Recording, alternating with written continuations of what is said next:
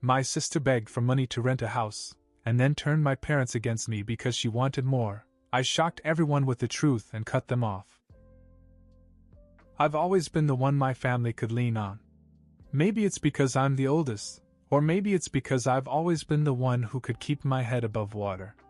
Either way, when my younger sister Jessica came to me in tears last year and said she wanted to move out of our parents' house and needed my help, I didn't think twice. She spun a whole story about how she was suffocating at home and just needed some space to figure things out. She claimed that she couldn't deal with our parents' constant hovering and that they didn't understand her dreams. She said she'd finally get a job and take responsibility when she had her own place, but she needed help getting started. I rented her a small apartment, nothing fancy, but decent. I paid the security deposit, covered the first month's rent, and even helped her get some basic furniture so she could get comfortable. I made it clear that this wasn't a long-term arrangement. I'd be helping her out for a few months until she could get on her feet. At first she seemed grateful. She even said, "I can't believe you're doing this for me. You're the best brother ever."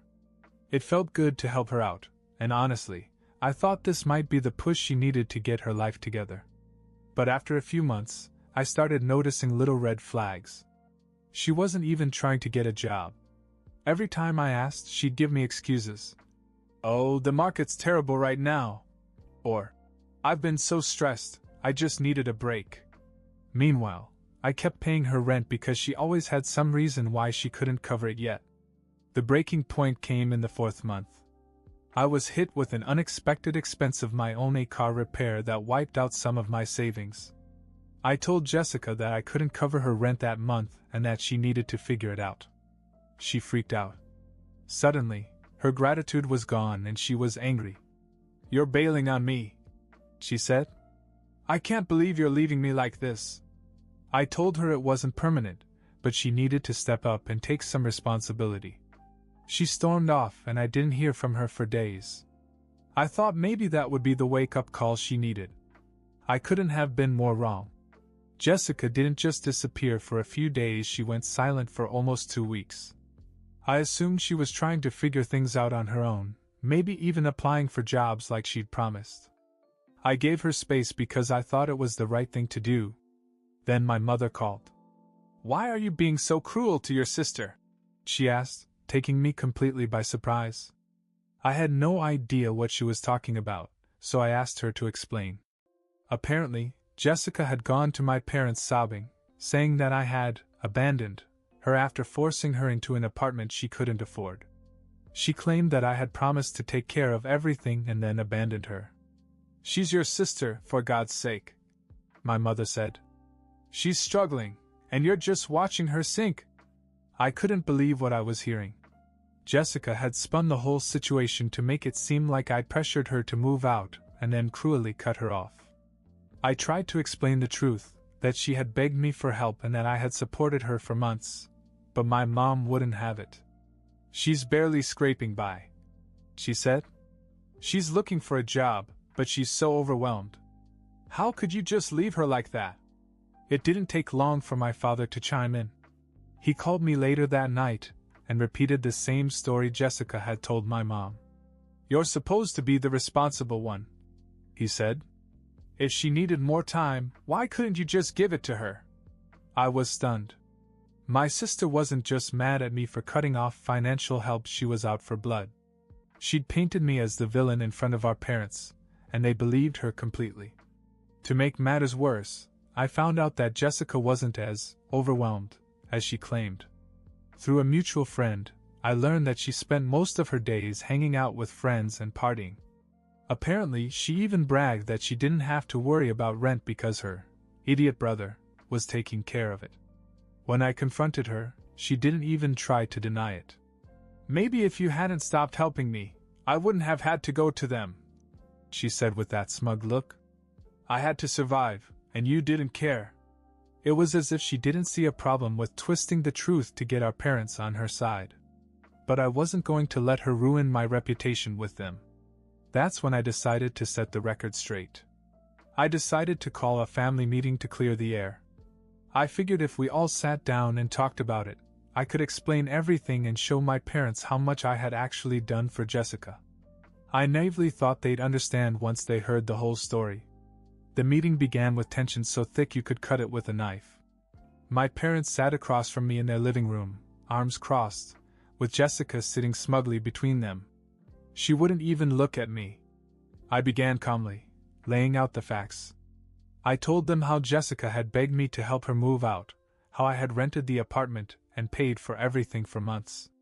I even told them about the car repair that left me unable to pay her rent that 1 month. "And what did she do?" I asked.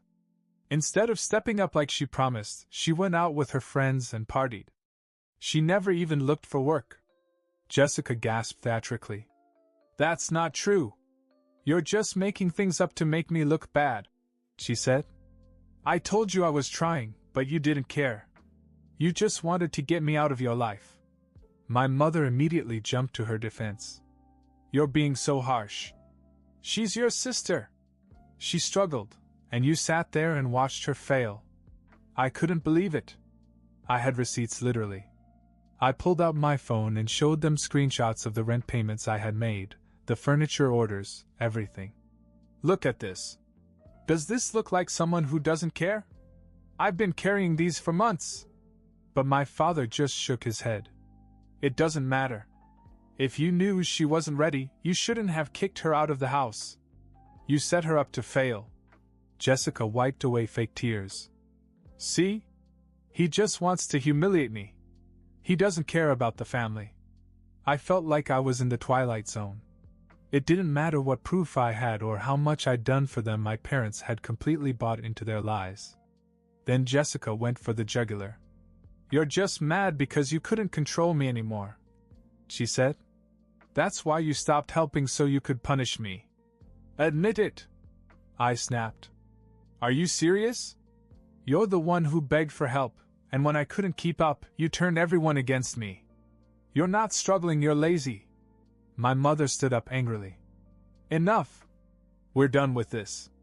Jessica's trying her best, and you're just kicking her while she's down. If you can't be a decent brother, then maybe you should stay away until you figure out what family is." I was stunned. My own parents had just completely sided with her, despite all the evidence. I didn't know what to say, so I walked away. But as I walked out the door, I made a decision. If they wanted to believe their lies, then they could deal with the consequences. I was done being their punching bag.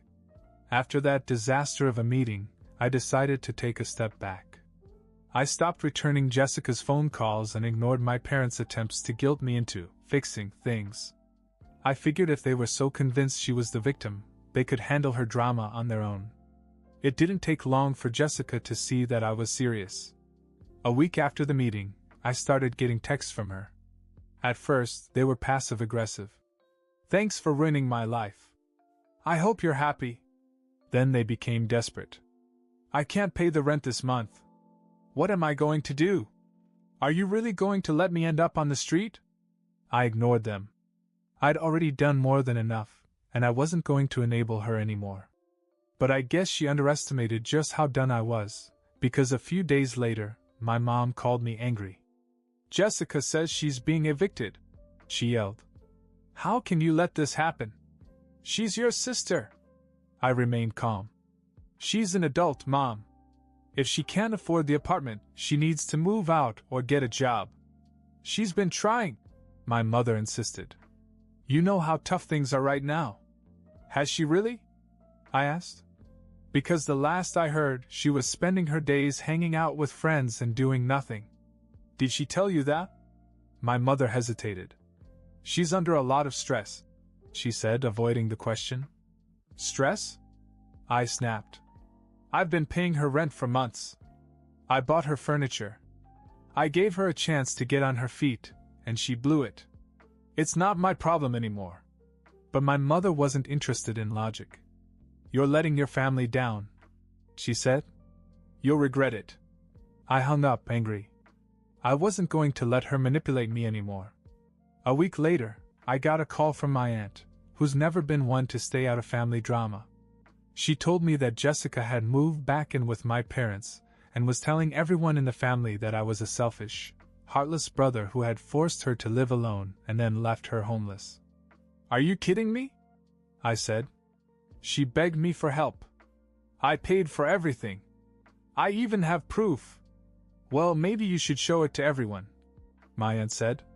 "Because she's making you out to be the bad guy, and your parents are eating it up." That's when I decided I'd had enough. If Jessica wanted to play dirty, I could play dirty, but I'd do it with the truth. After my aunt's call, I realized that if I didn't fight back, Jessica's lies would spread unchecked. So I decided to do what I should have done in the first place: show everyone the cold, hard truth. First, I went through my bank statements, collecting every receipt for the rent, the furniture, and even the groceries I'd bought for her in the first few months. I also pulled up all the text messages in which Jessica had begged me for help, thanked me for supporting her, and promised to get a job soon. Then I called a family meeting. It felt like déjà vu when I walked into my parents' living room. They were sitting on the couch with Jessica in the middle, looking smug as ever. My mom gave me a cold look, and my dad didn't even acknowledge me. But this time I was ready. "I'm here to clear my name," I said. "If you still want to believe Jessica after this, that's your choice. But I'm not going to let her destroy my reputation without hearing the truth." Jessica rolled her eyes. "Oh, here we go. The big speech about how you're the victim." I ignored her and started laying everything out. I showed them the rent payments, the texts where she admitted she couldn't handle living at home and begged for my help, and the ones where she thanked me for paying her way. I even pulled up the screenshots my friend had sent me of Jessica bragging about how she didn't need a job because her stupid brother was footing the bill. When I finished, the room was dead quiet. My mom's face was pale, and my dad looked uncomfortable, like he wanted to say something but didn't know what to say. But Jessica? She doubled over. "So what?" she said. "You still left me when I needed you. You can't just expect someone to suddenly be able to take care of everything all by themselves. You set me up to fail." I laughed bitterly. "Set you up to fail? You're 25 years old, Jessica. At some point you have to take responsibility for your own life. I gave you a head start, and you squandered it. That's on you, not me." My mother, to my disbelief, sided with Jessica again. "She's still your sister," she said. "You could have been more patient. Maybe if you hadn't cut her off so suddenly. I held up my hand. "Enough. I've had enough of this. I've been more than patient.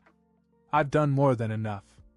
If you want to keep enabling her, go ahead, but I'm done. Don't call me again unless it's to apologize." With that, I walked out. I didn't slam the door, I didn't yell, I just left. And for the first time in months, I felt free. After I walked out, I cut off all communication. No phone calls, no texts, no family gatherings. I needed space, and honestly, I wasn't sure I ever wanted to talk to them again. But the surprises didn't stop there. A few weeks later, I got a message from someone I wasn't expecting, Jessica's ex-boyfriend, Ryan. We hadn't spoken in years, but he reached out and said he'd heard about the drama through the grapevine. "Look, I don't want to get in the middle of anything," he started, "but I thought you should know something." Apparently, Jessica had pulled the same stunt on him years ago, but on a smaller scale. He told me how she'd manipulated him into paying her rent and bills while they were dating, claiming she was trying to get on her feet. When he finally caught on and confronted her, she'd played the victim, telling their mutual friends that he was controlling and financially abusive. "She's good at getting people to believe her," Ryan said. "I've lost a few friends over it. Sounds like she's doing the same to you now." I couldn't believe it. Jessica had a pattern of using people, and I had walked right into her trap. The worst part was that my parents were enabling her, just as her friends had done in the past. But then came the real shocker. Ryan mentioned that while they were dating, Jessica had been hiding a second bank account. She was depositing money from side gigs, babysitting, selling handmade crafts online while still claiming to be broke. "You might want to check to see if she's doing that again," he said. That lit a fire under me. I had no idea how to confirm it, but the possibility that Jessica wasn't as broke as she claimed made my blood boil. The answer came sooner than I thought. A few days later, my cousin Amanda texted me out of the blue. "Hey, I know you're not talking to Jessica, but you might want to see this," she wrote, attaching a screenshot. It was from Jessica's Instagram, her private Instagram, the one she didn't let most of the family follow. In the photo, Jessica was at a spa with two of her friends, champagne glasses in hand, with the caption, "Self-care day. Life is too short to stress, nail polish sparkles." I stared at the picture in disbelief. She had sobbed to my parents about being broke, claiming she couldn't pay the rent, and here she was splurging on spa days. I knew I shouldn't get involved again, but this was too much. I forwarded the screenshot to my parents with a simple message. "This is the person you're defending." My mom called me almost immediately. "It's not what it looks like," she said, sounding upset. "Maybe somebody else paid for it. You don't know the whole story." "I don't care who paid for it," I said. "She's clearly not fighting like she says she is. She's playing you just like she played me." My father chimed in this time. "You don't understand how hard it is for her. You don't know what she's going through." "No, I do," I snapped. "And it's the same thing she's been going through her whole life, not wanting to take responsibility. She's not fighting, she's manipulating you." They didn't say much more after that, but I knew the conversation had planted seeds of doubt. The real turning point came a week later when I got a call from Jessica's landlord. Apparently, I was still listed as her emergency contact. He informed me that Jessica had moved out without notice and left the apartment in terrible shape. There were holes in the walls, garbage everywhere, and even some furniture missing, the same furniture I had paid for. "She didn't even leave a forwarding address," he said. "Do you know how I can reach her?" I hung up without answering, angry but not surprised. Jessica was running from her problems again, leaving a mess in her wake. At this point, I was done playing nice. I called my parents one last time and laid it all out: the landlord's call, the Instagram post, Ryan's story about her second bank account. "She's not fighting," I said. "She's cheating everyone around her. And if you keep enabling her, you're only going to get hurt too." My mother cried, and my father mumbled something about needing time to process. But I didn't wait for their reaction. I told them I was severing ties for good. No more phone calls, no more guilt trips, no more trying to make me the bad guy. "Let them figure it out for themselves," I said, "because I'm done." I haven't spoken to Jessica or my parents since. Every now and then I hear bits and pieces through family gossip how Jessica burned through their savings after moving back in, how they finally kicked her out when she refused to get a job, how she's couch surfing with friends now. Do I feel bad? Sometimes. But mostly I feel relieved. I've been the scapegoat for too long, and cutting her off was the best decision I ever made. Sometimes family isn't worth the drama. About 6 months after I cut ties with Jessica and my parents, my cousin Amanda contacted me with an update I didn't ask for, but couldn't ignore. "You're not going to believe this," she began. "Jessica has a new boyfriend." I wasn't interested at first, but Amanda was determined to fill me in. Jessica had started dating a man in his mid-50s, a wealthy real estate developer she'd met through one of her spa day friends. Amanda described him as the type who wears tailored suits everywhere, drives a luxury car, and probably has more money than he knows what to do with. And, of course, Jessica had moved in with him. "She's living the life now," Amanda said. "He's got everything covered: rent, bills, shopping sprees. Her mom and dad love it, too. He even took them all on a 2-week vacation to Europe." This part caught my attention. "Wait," I said. "Are you telling me that Jessica takes them on these trips?" "Yep," Amanda confirmed. "She's playing house with this guy, and your parents are soaking it all up. They act like they're one big happy family now. Your mom's been posting pictures from Paris and talking about how proud she is of Jessica for turning her life around." I couldn't help but laugh at the absurdity of it all. Of course, Jessica had found another way to avoid responsibility. Of course, my parents were all too eager to ride her new boyfriend's coattails. It was so predictable it was almost funny. But here's the thing, I wasn't angry. I wasn't hurt. I didn't even feel the urge to call her out. Instead, I just felt detached. Like it wasn't even my problem anymore, because honestly it wasn't. While they were playing the perfect family, I was building something real for myself. Cutting them off had been the best decision of my life. I'd gotten a promotion at work, started saving for a down payment on a house, and even started dating someone who was genuinely kind and supportive. My life was quieter, simpler, and free of the constant chaos they used to bring. I wasn't jealous of Jessica's new life because I knew how this story would end. She'd probably cling to this guy as long as she could, but eventually the cracks would show. Maybe he'd get tired of funding her lifestyle, or maybe she'd sabotage him like she sabotaged everything else. Either way, it wasn't my concern anymore. Let them have their vacations and their false happiness. I'd finally found something they'd never find, peace. And I wasn't going to give it up for anyone.